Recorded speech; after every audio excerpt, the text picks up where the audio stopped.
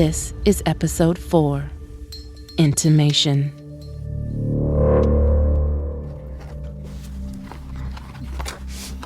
What do we have here? This is all the clipping from the internet that we did. Oh. And it tells you the date. There's a whole bunch of Great. stuff that was No, that's okay. all really good. I put all this for you, okay? Yeah, no, that's all really good. I'm at Odette's place, and she's just brought to her kitchen table an expanding plastic folder she's neatly arranged and filled with papers from her closet. All cases seem to have these places where information sits in the dark until it's re-remembered or rediscovered. Page after page of handwritten notes, articles, and what looks like printed out Facebook posts from many people since 2009. Just a short time after Michael Lavoie was named the prime suspect in the disappearance of Cheryl Shepard. And some of the people posting appear to have known Cheryl. Can you see? I could turn the light on. I can see this. So this is all, was this all on Facebook? Yeah. Betty did it for me. I was there sitting beside her when I was watching what people were saying. And this is why Recall our visit to see Betty, who married Cheryl's ex-husband, Keith Keeper Dale. Her Chihuahua Chester was on my lap. Betty helped Odette in the early days of Cheryl's disappearance, searching and postering, and also in keeping her up to date with some of the social media. Odette does not own a computer and has never used one herself. See, there's people here that's on a computer that I did not know. Wow. I don't know that this is all still online. I think it's all been deleted, right? I don't know. Some of this social media interaction is still online, and some of it appears to have been deleted. And it all seems to have been posted on pages dedicated to the memory of Cheryl Shepard. There's memorials, graphics of angels, and anecdotes by friends, statements by well-wishers, and a lot of writing by family and those who knew Cheryl well. But can public online information that's been sitting around out there for years contain anything useful? Yeah, it can. Gwen's is over here. I believe Cheryl would want to help other women who are in abusive relationship. That's the kind of person Cheryl was. Odette's reading the words of Gwen, Michael Lavoie's former partner. There's a lot of writing here by her. Here's some excerpts addressed to Mike on March 10th, 2010. Did you look into her beautiful eyes and know you went too far? Did you wonder what your children would think of you if you were ever caught? Did you cry and hate yourself for that moment? And then, in a different note later to someone else, Gwen says, I am scared that we will never know the truth. I am scared that we will know the truth. Powerful words. Odette spoke to Gwen in the wake of Cheryl's disappearance and would like to speak to her again, and so would I. There's Michelle. This is the one I want to say. Okay. So this is a Facebook post by Michelle, who is Michael Lavoie's daughter. This was done in December the 26th of 2009. Odette's pointing to a message posted on Facebook by Michelle, Lavoie's eldest daughter, that he had with Gwen. Michelle would have been 9 years old at the time Cheryl disappeared.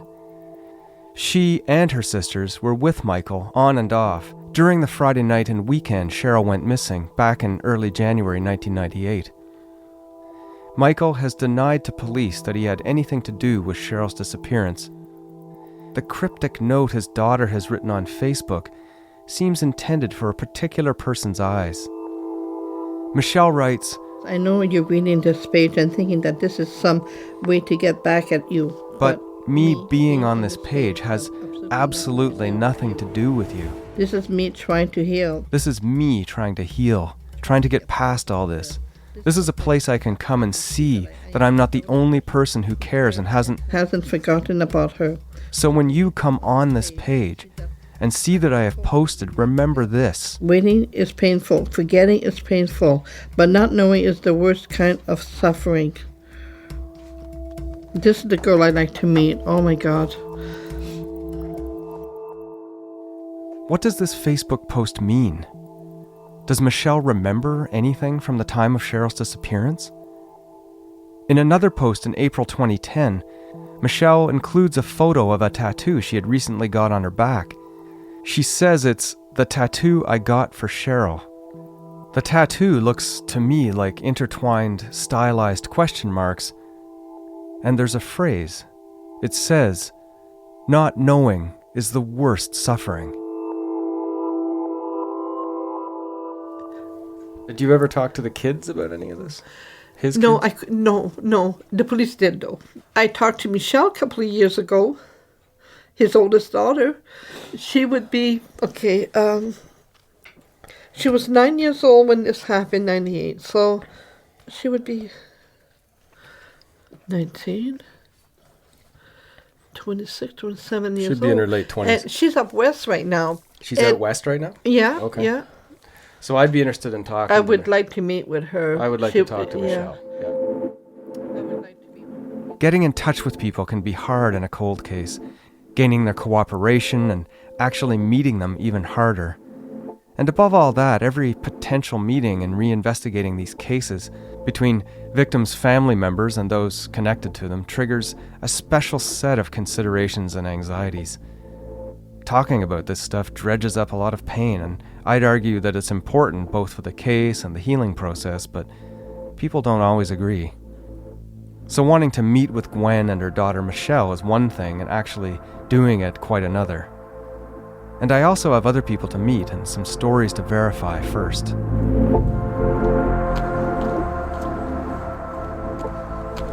Just approaching Sammy Valeri's house. I still feel that face-to-face meetings are better than phone calls. But face-to-face means you also roll the dice. Will they be home? And if so, will they talk to you? Sammy was Cheryl's supervisor at the Tim Hortons back in 1997 and early 98, of course. And Chrissy Cowley, who worked with Cheryl, remembers Sammy calling Cheryl on January 1st. So I just want to see if Sammy remembers anything about the call or anything about Cheryl or the case that he could help with. Sammy Valeri's call to Cheryl introduces a whole new line of thought that might help Michael Lavoie's story. Valeri fires Cheryl. Cheryl decides, after hearing the message impulsively, to make money doing something else. What if the part about dropping Cheryl off at the Concord Hotel was true? What then? Oh, hi. Is Sammy here? No. No. Who is asking? Oh, I work for CBC Radio, and we're working on a documentary that we think he can help us with. It's Sammy? Yeah. He used to work at the Tim Hortons back in, 1998 at the Tim Hortons. I think so. I'm healthcare of his mom. Ah, okay. But is Sammy around, or is he... He has his own house. I don't know where. Oh, okay. He lives somewhere else. Oh, this is his mom's house. Oh, I see. What is your name? I'll try him at his other place later. Nice to see you again, Peter. In the meantime, I go back to Detective Peter Tom and ask him about Cheryl's work schedule before she disappeared. It's okay, so one of the things I was really interested in learning from you about is Cheryl's work schedule. And do you have any idea of what her work schedule was around the time in late December, early January? From her friend and colleague there, Paula Branton. Paula is Pamela's twin sister. Odette and I spoke to Pamela in the last episode near some parking lot propane tanks. Paula remains someone I also want to meet in person. Paula advised that Cheryl had taken the month off of December.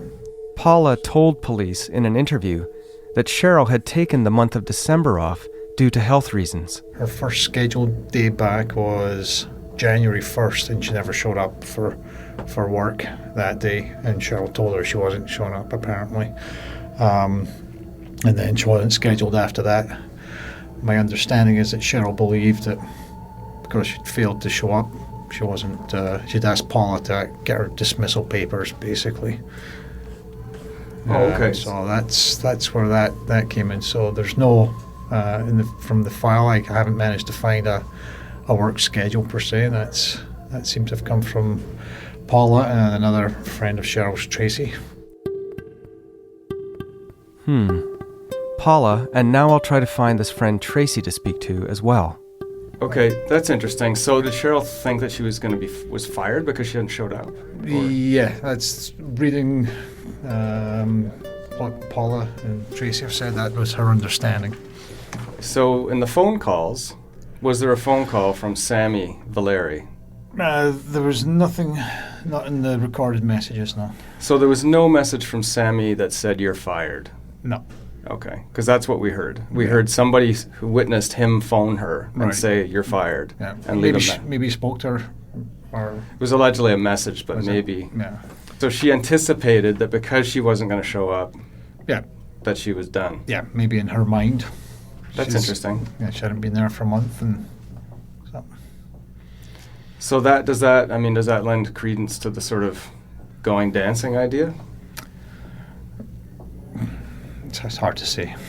Yeah. I mean, they were on welfare at the time, so it doesn't necessarily mean you're going to jump from one job to another. Yeah. Okay. Yeah, that opens up a whole new slew of questions in some ways. If Sammy Valeri did leave a message telling Cheryl she was fired early on New Year's Day 1998, then Cheryl likely already listened to it. And that would explain why police say there was no message from Sammy on Cheryl's machine. What would Cheryl do if she heard such a message? Would she actually go dancing to make some money, even though that seems to be in her distant past? And would she do this with no known plan for returning to Hamilton when she knew she had to pick up her mother? I need to talk to the owner of the Concord Hotel, a man named Mike Manolovich. Was Cheryl ever there? But on the topic of phone messages, what messages were left after Cheryl disappeared on January 2nd, 1998? Answering machine messages, were any of the machine messages germane to the investigation? Were any of them of interest to you? No, just confirming timelines, missed appointments, that type of thing. And the first missed appointment, can you recall somebody saying, "Where are you?" or what would that? When was she first missed? By appointment, there were a number of friends called up asking where, just congratulate her on her engagement. Where are you? That type of thing, and the content was what you kind of expect of someone that was calling to speak, and keep getting the answering machine. And were any of those messages from Michael Lavoie? There was one, yes. Oh, there was one. Yeah. So can you tell me about the content of the message? No, I can't. Sorry, but there was a call from him. Can you tell me what time it was? Date and time? It was. I think it was a Friday night or afternoon. Well, that's interesting. Yeah. That's maddening that you can't. So there's no. So was it asking for Cheryl or talking about Cheryl or? That was for Cheryl, yeah. Okay. Yeah. And it would have been Friday afternoon. So last sighting was up to about 12:30 on the bingo hall on Friday afternoon, and then he had to pick up his kids and drop her off, according to his story, by 6:45, 7 o'clock. Yeah. So his message would have had to have been left between 1 o'clock and, I don't know, 5 o'clock or something like that on Friday. Yeah.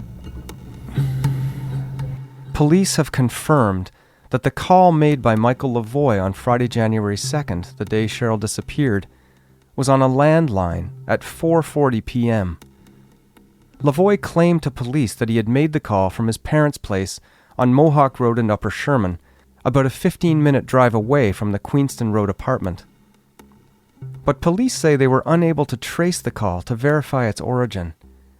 I'd like to know what was said or if the call was made from his parents. It adds to the timeline of Lavoie's whereabouts. Any message still active on the machine hadn't been heard by Cheryl, and may also help determine her timeline on the day she disappeared. Perhaps Pat Lavoie, Michael's mother, can shed some light on this call. Oh, that's interesting. If they were just last seen together and he's leaving a message for her at that time.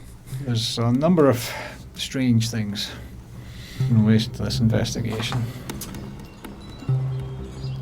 I finish up with Peter Tom, and while I'm in Hamilton, I need to check out Betty Jurgen's garbage bag story and try to find the building supervisor she says she spoke to.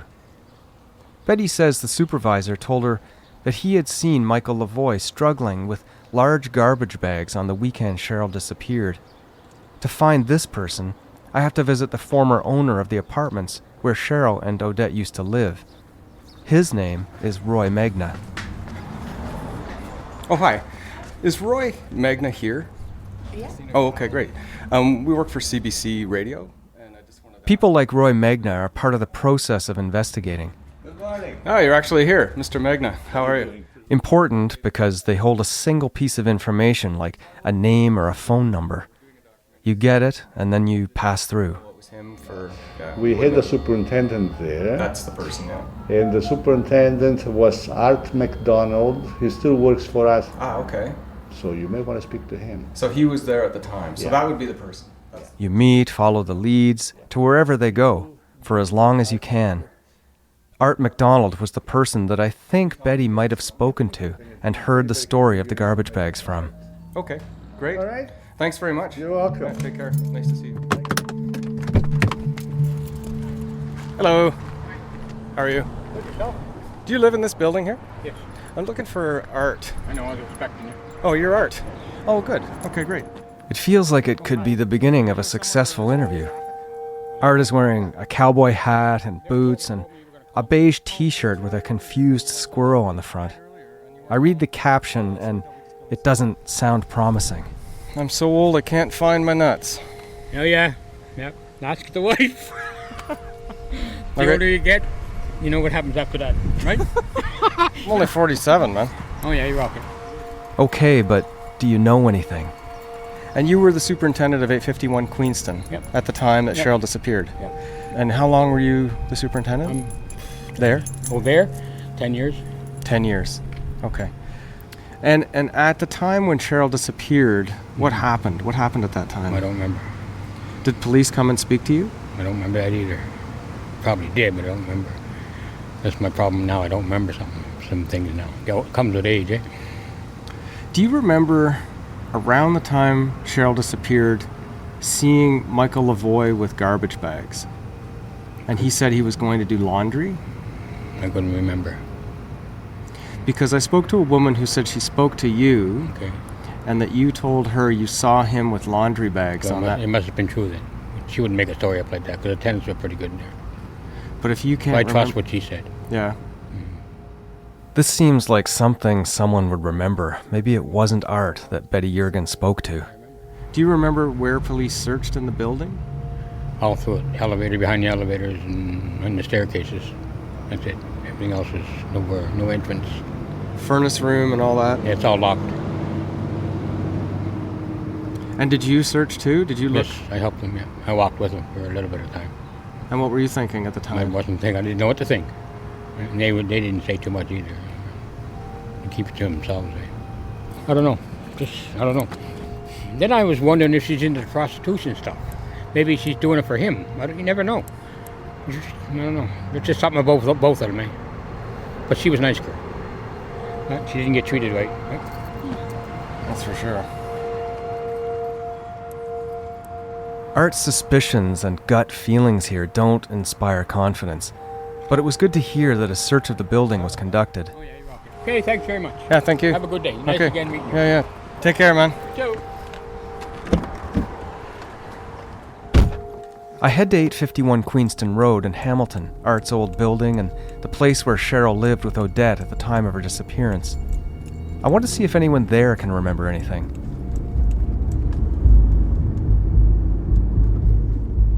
I'm feeling drawn to the 7th floor apartment where Cheryl and her mother lived at the time. I want to see inside.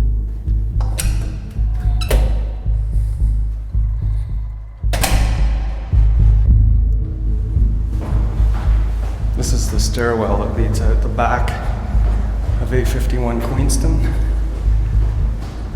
I'm just going upstairs to see if I can find anybody that remembers Cheryl and what her apartment looked like and things like that.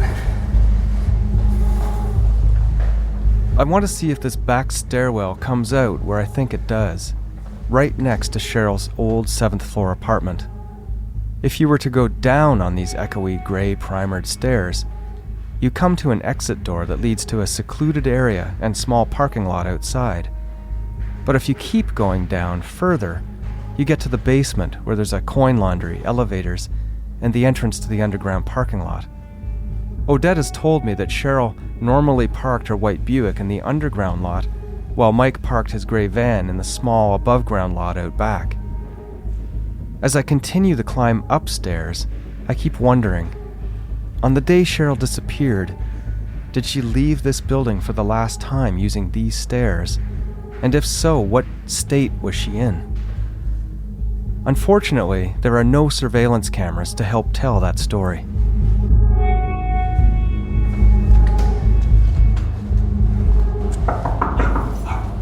The current occupants of Cheryl and Odette's old place generously let us in just as they themselves are in a rush to get out. I don't know if I'd let strangers into my place, especially one holding a microphone and a camera. You want to make the pictures from our apartment? Apartment is renovated. Yeah. No idea what it was. Was it completely new like this Absolutely. when you moved in? Absolutely different. No, we did just this year. This is definitely it. It looks exactly like I pictured it. Kitchen when you walk in, opening into the living room, dining room, balcony beyond. To the left, a small bedroom. And to the right, the hallway leading to 2 other bedrooms and the bathroom. There's something innately resonant about locations like this, the ghosts of the past that I've seen in Odette's photographs and her descriptions of the stories that played out here become more solid. Was this also a crime scene? Being here gives me a chance to look at the rooms, distances, the view from the balcony, the wall Odette saw with the circles, the room where she noticed the hockey bag missing, and a feeling for something intangible. This would have been Cheryl's room right here. This was the hallway that had the circles on it, the little points all the way along here. And is there a storage room? But she disappeared from here? Yeah. Probably she went somewhere, right? What do you need to make it? No, well, yeah, we just wanted to see what the layout was of the apartment. This is the place where the hockey bags would have been. Sir, can I take a picture just of this wall? Just of the wall? Oh, and can I take a picture off the balcony? Just nothing to do with here, just off the balcony. Thank you.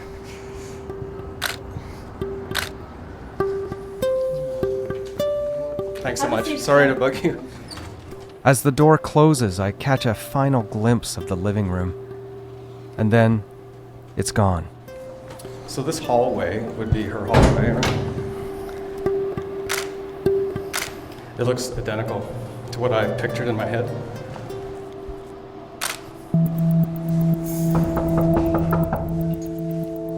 I approach the superintendent, but he wasn't here at the time, and knocks on doors of the few long-term residents in the building prove fruitless, as most of them weren't here in 1997 or 98. We're actively trying to track people who we know lived on the 7th floor back then, and maybe something will yet come of that. It takes time sometimes to find people.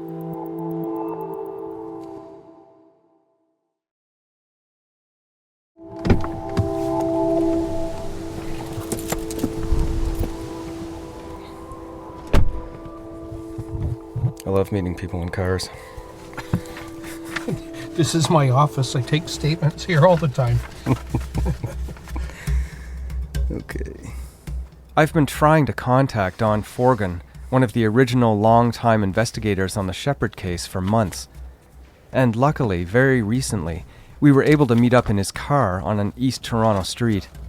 Don's shaved bald, has a neat mustache, blue glasses to match his blue car, phone on a belt clip, nearly invisible hearing aid, and he's retired from the Hamilton Police Service. He's come into this interview without much time to fully refresh his memory from notes like Warren Coral did. I ask if Forgan knows anything about Michael Lavoie being seen with garbage bags. Yes. That would be Gerald and Sharon Davidson. They lived in the same building, and they had a hard time pinpointing the date, but they said it was after January 1st. They ran into Lavoie in the underground parking again, and he had bags of clothing. One was a green garbage bag, the other one was a clear plastic bag, and they recognized that it was clothing because they could see socks and clothing in it. Gerald Davidson could be the person that Betty Jurgens spoke to about seeing Lavoie with garbage bags. Gerald asked Lavoie, he says, I haven't seen Cheryl for a while. Where is she? And he said, she's upstairs, she's sick, she's vomiting.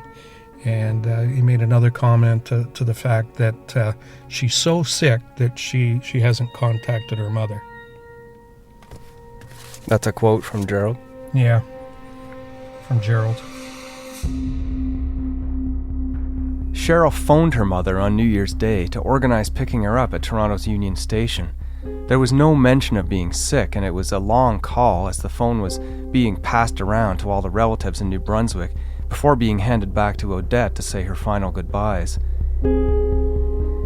If accurate, the Davidsons' conversation with Lavoie in the basement car park sometime after January 1st elicits more questions around Lavoie's Concord Hotel story. If Cheryl wasn't sick in the apartment on New Year's Day when she did call her mother, was Cheryl sick after her appearance at the bingo on January 2nd? If so, she cannot be both vomiting in her apartment in Hamilton and also at the Concord Hotel in Niagara Falls. According to Odette and what she says she found out from Michael Lavoie's mother, Pat, Michael told differing stories about where Cheryl was on the Friday, January 2nd she's thought to have disappeared. Now, according to Forgan, here's another story in the mix from a different person. But I still need to verify what might or might not have been said about Cheryl's whereabouts with Gwen and Pat, and it's important to note that Michael Lavoie has denied having anything to do with Cheryl's disappearance. Gerald knew Cheryl from the Tim Hortons at Main and Wentworth where she worked. He remembered. I'll need to track down the Davidsons to get this story directly from them if I can. But first, Sammy Valeri, Cheryl's boss at Tim Hortons, one more time. Check. Sammy Valeri, take 18.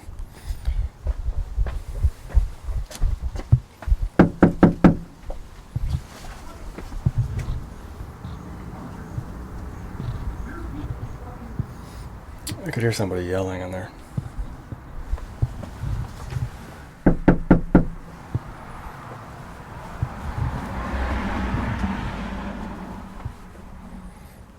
The lights are all off here too, right? So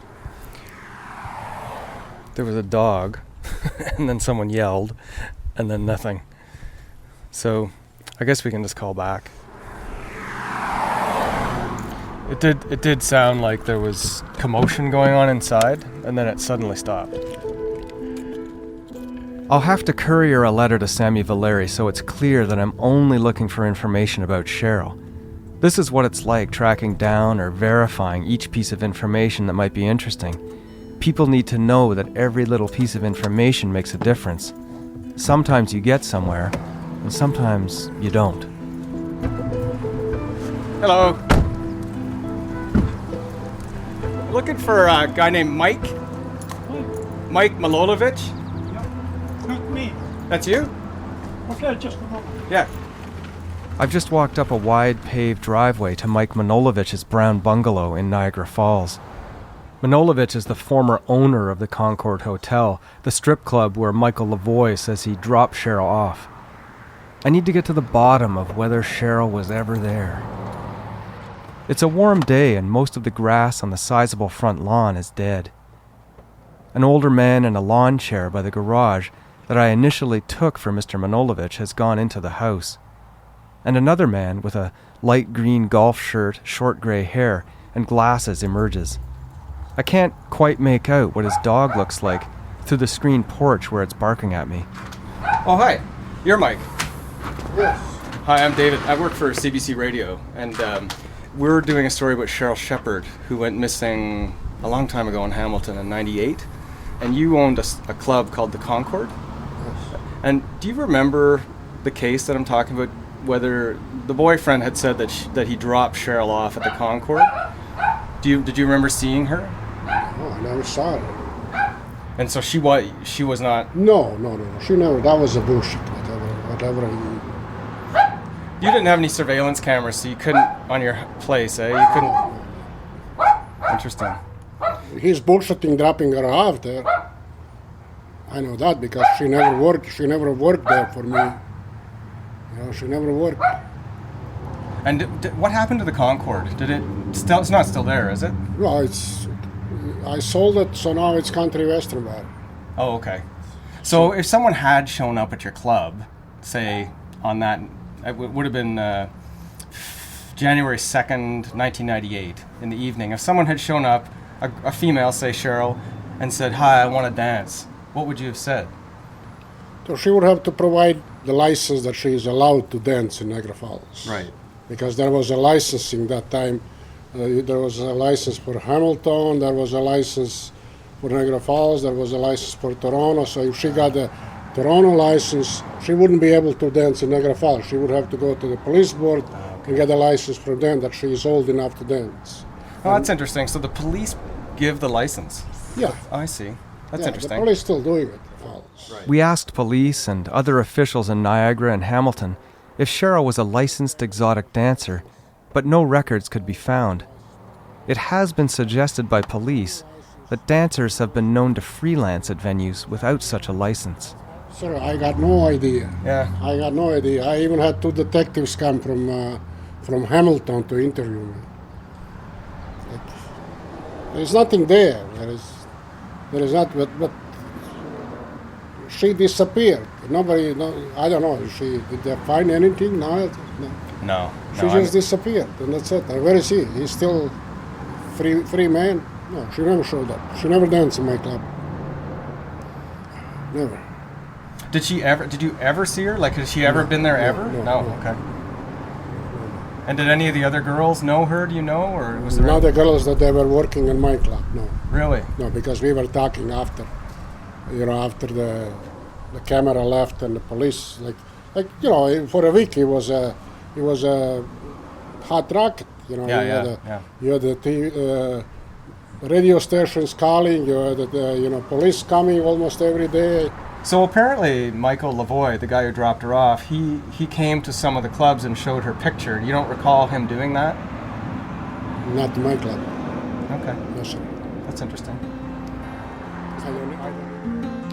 But Mike Manolovich told police when he was interviewed on January 5th, 1998, around dinner time, that Michael Lavoie had just been at the Concord Hotel 45 minutes prior to police arriving. Lavoie had been showing a picture of Cheryl and himself. Nobody at the Concord, including Manolovich, recognized Cheryl from the picture when police showed it, but they did recognize Lavoie because they said he had just been there. And did you work at the club yourself at the time? Were you always on site and things? No, I was there 24 hours. Police say that a woman named Laura, working at another Niagara Falls strip club, did recognize Cheryl when police showed her picture. Laura claimed to have seen Cheryl at the Mintz Club 6 months before. Was Cheryl stripping at the Mintz Club 6 months before she disappeared? If I can find Laura, I'll ask her. Back to Manolovich, and we've moved into the shade of a tree on his front lawn. Kind of a sad story, eh? Like that. She just, It is a sad story. What are you gonna do? Something is fishing because was it on Hamilton TV station that they just got engagement that's right. for a new. What was Yeah, it? For no, a that's new- right. You for a remembered. New Year. You remembered properly. Yeah. So Yeah, that yeah, New yeah, Year's yeah. Eve, he asked her Yeah. to marry him, and she said yes. So there was a big show there on the TV. And what alley was he talking about? Do you think? Is there some side part or? Well, there was my driveway. There was a concrete wall, and there was my driveway to go in a parking lot. And that might be the alley he's talking about. You I think? got no idea what was he talking. Okay, that's great. Thanks very much, sir. Okay. Take care. Yep. Have a No good day. problem. See you later, man. From what Mr. Manolovich says, can it be surmised that Cheryl never entered the Concord Hotel? Even if she didn't go inside or dance there, it still does not mean Michael Lavoie didn't drop her off in the alley beside it. I want to get a picture in my head of this Concord Hotel, what Manolovich says is now a country western bar. Odette and I are finished with the Facebook posts and the embryonic plans forming to see Gwen and Michelle for now, and we decide to head down to the falls to see the old Concord. So we're turning onto Ferry Street, and we're just heading up the hill, and it's coming up on the right. And what I'll do is I'll just turn into this alley that's here. This must be the alleged alley that Michael Lavoie was referring to. I suspect that... Like, how would he know, about this? Well, I suspect that he has been there before. Or maybe he did drop her there. I mean, like, this big Texas place right here. That used to be the Concord Hotel, right here on the right. Oh, this one here? Yep, right here. Okay. And this is the alley right here that we're turning into. Oh, This is the little alley. okay. One-way entrance. Yep. This is the little alley right here, and there's no doorways. And then there's a parking spot back here, and there's an entrance to the bar right there. But this is the back parking lot for the Concord Hotel. We drive down the alley, which is actually a one-way street formed by a freestanding concrete wall on the left side and the building that used to be the Concord on the right. And we enter the back parking lot of a place that's now called the Big Texas. It's a bar and grill. According to advertising, there's a mechanical bull inside, but no more exotic dancing. And there's no dancing or nothing anymore. There's no stripping in there that I can tell. Okay. But this used to be the Concord right here. We're sitting in the back parking lot.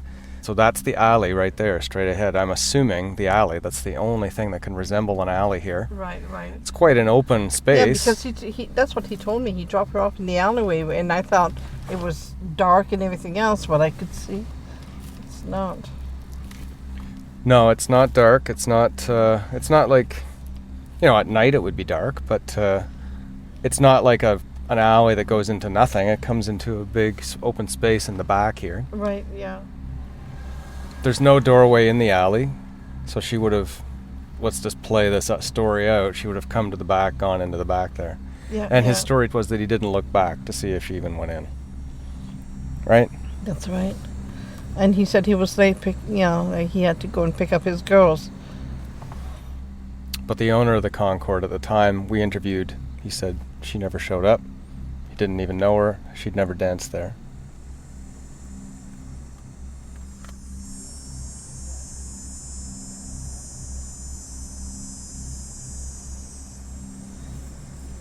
I'm sorry.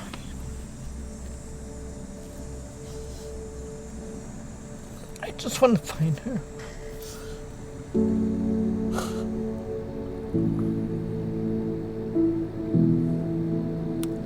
It tears my heart out, honest to God. Oh my God.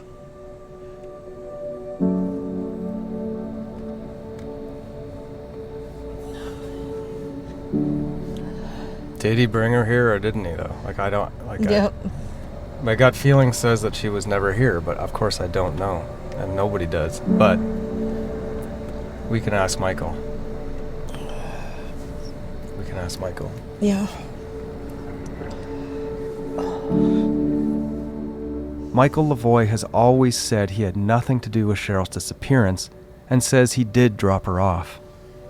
As Odette and I ponder the scene, I notice a shiny black imported sedan to my left, driver inside with the engine running, and just beyond, a man in a heated discussion with a young blonde woman in high heels and a miniskirt.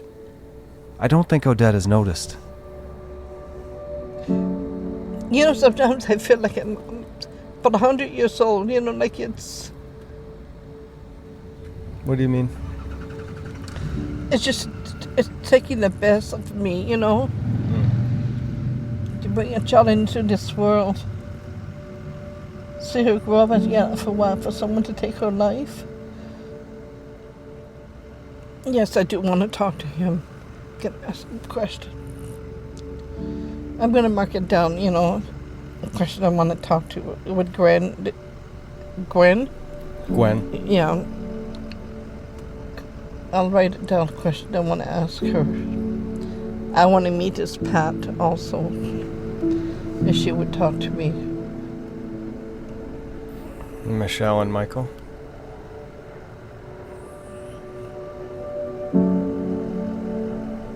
We'll think about it. Let's get out of here, though. Yeah. There's no point in staring at this building anymore. This alleyway. Oh, man. Sorry. We drive away, and in my rearview mirror, the discussion suddenly breaks up between the man and the blonde woman. She runs to a sort of caged fire escape that leads up to the second floor of the former Concord Hotel. There's a steel door with a key code lock on it, where she presses some numbers and enters, then runs up the metal steps and disappears inside on the second floor. The man returns to the sedan and it leaves the lot swiftly. I think I'll come back to get a look inside the big Texas. So let's go home. I think you've had enough for the day, eh? Yeah, I'll buy you a coffee. I'm supposed to buy you the coffee. No, that's okay. Okay, well, there's got to be a coffee shop around here somewhere. Oh, I got me crying too.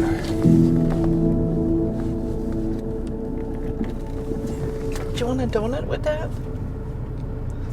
Do you want a donut? Yeah, I think you want a donut. Yeah. I think you want the donut. No, you. No, I want the donut. That's the excuse. David wanted the donut. I had to stop and get one. Yeah. Right? Oh my God. Sure, I'll have a donut with that. Okay. And then you can get one too, right? Yes. Yeah.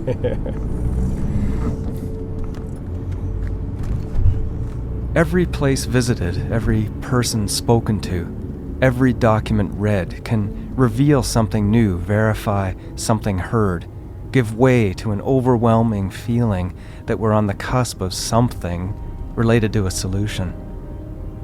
But it can also come at a cost in burnt nerves, bad memories, and frustrations in those Sammy Valeri moments when we can't move forward right away, those tattooed feelings we cannot yet understand, and nightmares of endlessly echoing stairwells that descend into the dark.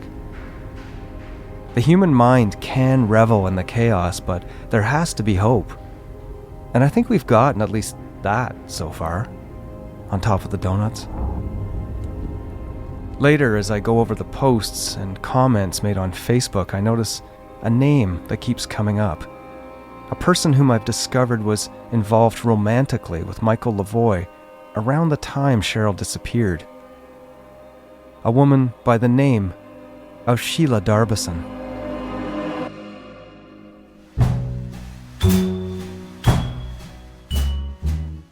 You have been listening to Episode 4, Intimation.